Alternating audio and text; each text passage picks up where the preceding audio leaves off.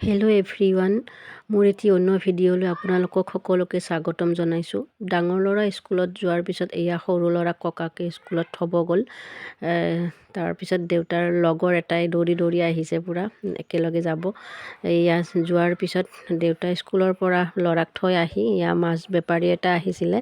এয়া মাছটো দৰাই আছে, কিমান দাম 1 কিলোত। তো এনেকৈ দৰাই মেলি মাছটো 1 কিলো লৈ ল'লে। তাৰপিছত ছাতৰ ওপৰত ৰ'দত বহি কিনে দেউতাই ময়ে মিলি কিনে এনেকৈ মাছখিনি বাচিব লৈছোঁ। এয়া মাছখিনি বাচি আছোঁ দুয়োটাই ৰ'দত বহি বহি পূৰা। তাৰপিছত মাছ বচা হোৱাৰ পিছত মাক দি দিলোঁ, মায়ে মাছ ভাজিব। তাৰপিছত মই আকৌ ইয়াতে গুড়া খুন্দি আছোঁ, চাউলৰ গুড়া।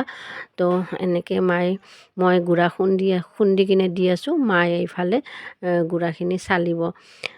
এনেকৈ মিক্সিটো চালু কৰি গুড়াটো খুন্দিলোঁ। তাৰপিছত এইখিনি হৈ গ'ল, মায়ে মানে এনেকৈ চালনীৰে চালি আছে। তাৰপিছত এয়া ফাইনেলি গুড়াটো কমপ্লিট হৈ গ'ল কৰা। এতিয়া গুড়া খুন্দা হৈ গ'ল। তাৰপিছত এতিয়া গুড়া হোৱাৰ পিছত আমি পিঠা বনাম। এইফালে আৰু দেউতাই নাৰিকল কাটি আছে। এয়া দেউতাই নাৰিকল কাটি দি আছে। নাৰিকল মাজত দি কিনে কেটলি মুখত দিয়া পিঠা বনাম। তো আপোনালোকে চাব কেনেকৈ বনাওঁ। এয়া মায়ে গুড়া মিক্স কৰিলে, ইয়াতে নাৰিকল আৰু চেনি দিয়া হৈছে, অকণমান নিমখ দিছে। তো এইখিনি এনেকৈ মিক্স কৰি অকণমান পানী দি কিনে সানিছে। তাৰপিছত এইখিনি নাৰিকল আৰু গুড় মিঠৈ দিছোঁ। এইখিনি আকৌ মাজত দিব লাগিব পিঠাটোৰ।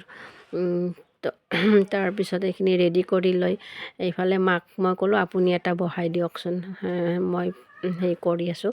তাৰপিছত এয়া মায়ে এনেকৈ বহাই দিছে। মায়ে মানে ইমান গুড়া দিছে আৰু বহুত মিঠৈও দিছে, দেখিছেনে কিমান পূৰা ফুল কৰি দিছে একদম।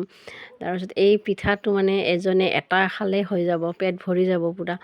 তাৰপিছত মই বোলো মায়ে এনেকৈ বনালে পিঠা দুটাও নহ'ব ভালকৈ, তাৰপিছত বাকীকেইটাই খাবই নাপাব। তাৰপিছত মই ক'লোঁ ময়ে কৰিম দিয়ক, আপুনি অকণমান গুচি দিয়ক। তাৰপিছত এইটো মায়ে বনোৱা পিঠাটো হোৱাৰ পিছত তাৰপিছত আৰু মই লাগি গ'লোঁ। আৰু কেটলি মুখত দিয়া পিঠা আপোনালোকে এনেকৈ বনায়নে, কেনেকৈ বনায় কমেণ্টত জনাবচোন দেই।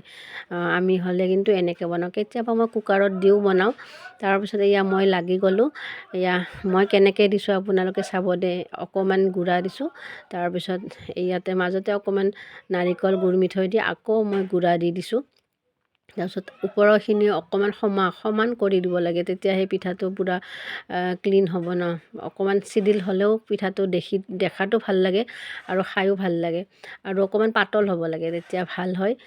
বেছি মোটা হ'লেও ইমান এটা খাই ভাল নালাগে।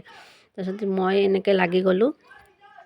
তাৰপিছত এনেকৈ পিঠা এটা এটাকৈ এনেকৈ হৈ গ'ল। এয়া দেখিছেনে ইমান ধুনীয়াকৈ পাতল হৈছে পিঠাটো।